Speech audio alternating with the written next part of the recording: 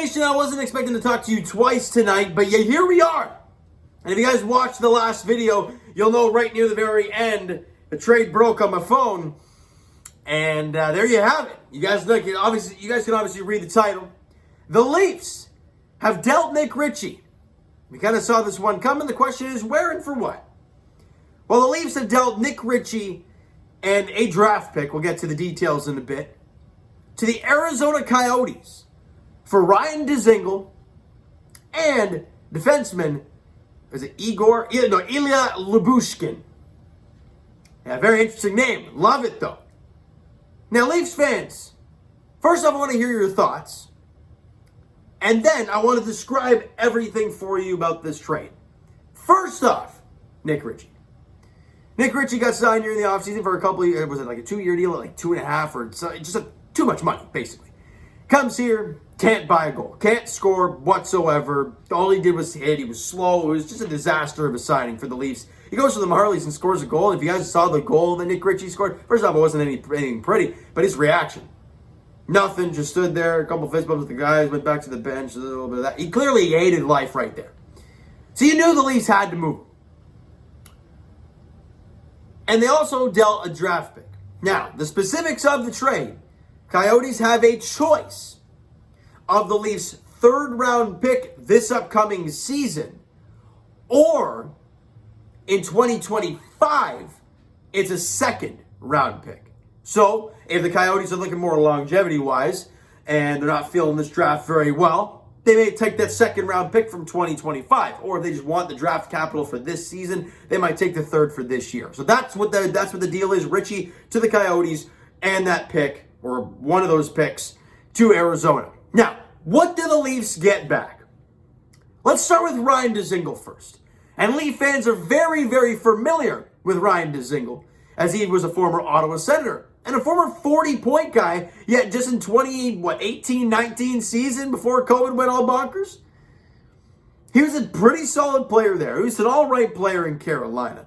You put him in the right situation, it's quite interesting. The Ryan Dzingel might be able to do it for you. Now, it's a one-year deal for Ryan Dzingel at 1.1. He's only had 7 points, 4 goals, 3 assists in 26 games. But I don't really think you can look at stats when it comes to those guys. You know why?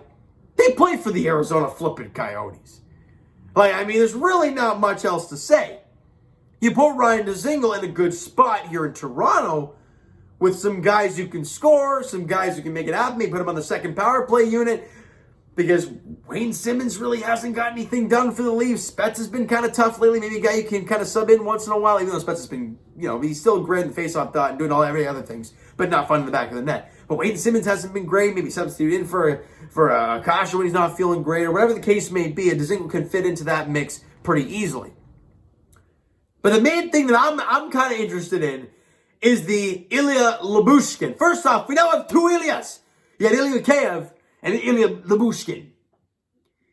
Now, Labushkin is on a 1-year deal at $1.35 million. So again, nothing, no term-wise. You can just let these guys walk if need be. He's a right-shot defenseman, is Lyubushkin.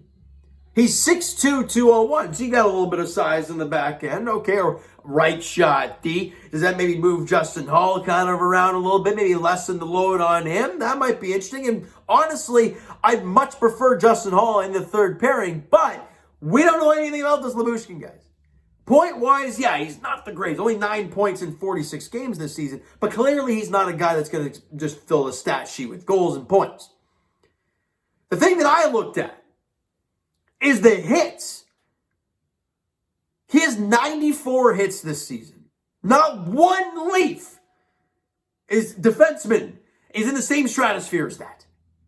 The closest one is maybe Jake Muzzin, but he's only played 30-odd games, so it's kind of hard to get a gauge.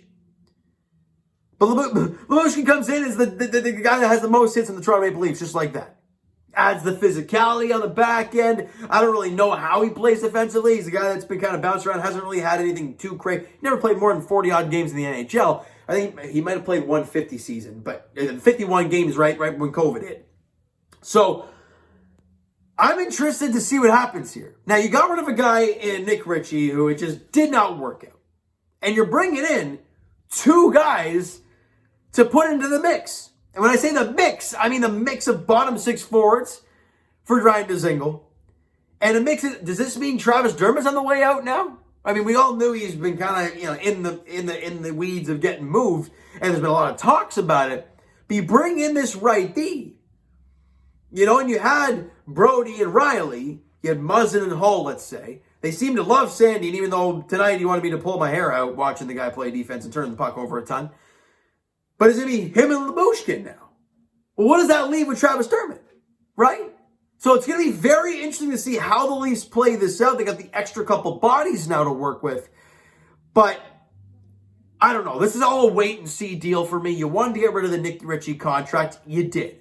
So that's the positive out of all this. Now, unfortunately, I had to attach a draft pick. Obviously not a first-round pick, which is nice.